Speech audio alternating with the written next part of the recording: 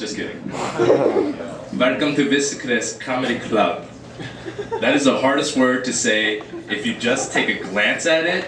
I did not think Wiseacres at all for the first 5 days. I was like, that's gotta be Wiseacres? Wiseacres? There's usually a space between words in the sentences. Anyways, my name is Min Cho. Min is not actually my full first name. I'm not even gonna pronounce my full first name to you. I'm gonna spell it out to you. That's M-I-N-S-E-O-K. One more time. M-I-N-S-E-O-K. Now there are about 30 people in this whole place. You put all your minds together, you came up about 1,031 different ways to say my name. I know all of you are thinking in your head, how the heck do you say that? That's not important. But whenever I was in school, I would try to beat the teacher before she said my name, because I didn't want to get embarrassed. So you got the people with the Adams last name coming up, then you got Michael Baker, and now I'm waiting for Kevin Calvin. That's when I know I'm coming up. Just waiting for it, and then they're reading down the list, they get to my name, and you can always tell they get to my name when they do this. Right when I see that, it's like, BAM! That's me, call me Min. It's fine, thank you. But sometimes I get a little lazy in class, I don't pay attention, and then I'll get an occasional Min Seo Cho Siak Cho. Again, ma'am, Min is fine. Thank you. Unfortunately, my grandpa has spelled my name wrong for 15 years. Every year he sent me a birthday card spelling it M-I-N-S-U-K. And I'll explain why he puts the U later.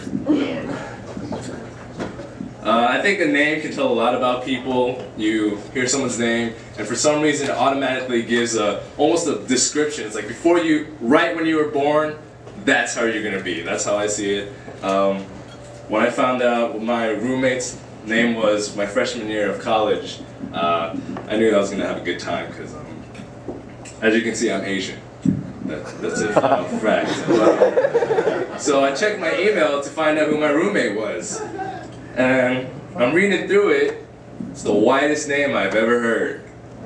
And I bet all of you have guessed it right now. If you haven't, you've guessed half of it. Reading down your roommate's name, David Smith.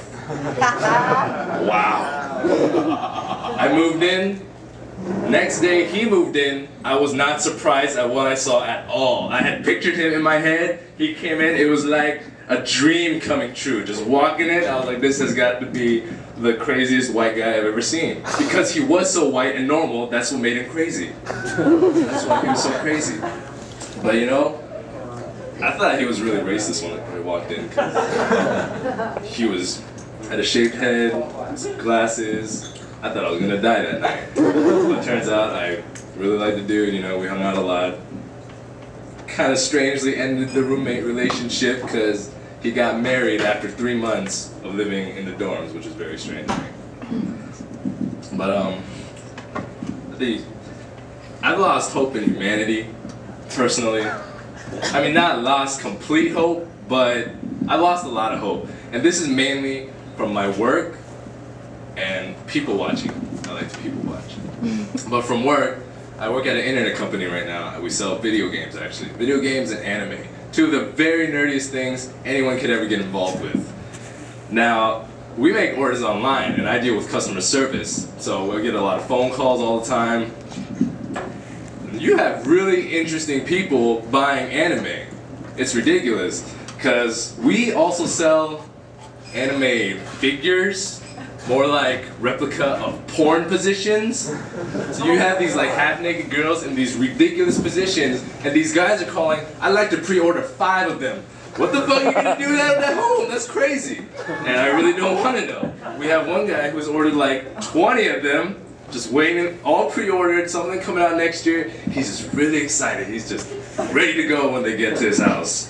I really don't want to know what happens when he gets to his house. But losing hope in humanity, The only people you can really trust is your parents, honestly. Friends and your parents. But your parents you can always trust to be themselves for the rest of their lives. Even though if they piss you off, at least you know there won't be any surprise. They'll always be who they are. They'll be your parents. They'll care for you. Even if it's a fake front, they're your parents. And there's no surprise at what they're doing. Unfortunately, my mom actually was diagnosed with cancer a few weeks ago. And this is not a sympathy card, honestly. But she had surgery. The surgery went very well, which we're really happy to hear. My sister's been there the whole time. She's probably the #1 reason she's getting through right now. So I went to work the day my mom had surgery. I got off after she was done, went into the room, whole family was there. First time the family's been together for at least 3 or 4 years. And finally, I got up, she was just waking up from the surgery. You could see in her red eyes that she was so tired, she had no energy to even talk. But you know, this is when the motherly love came in, and I knew that she was going to be my mom for the rest of my life. I held her hand, looked into those eyes that she looked at me for 20 years, and she said to me, in the most sympathetic way, "Clean your room." Thanks guys, have a good night.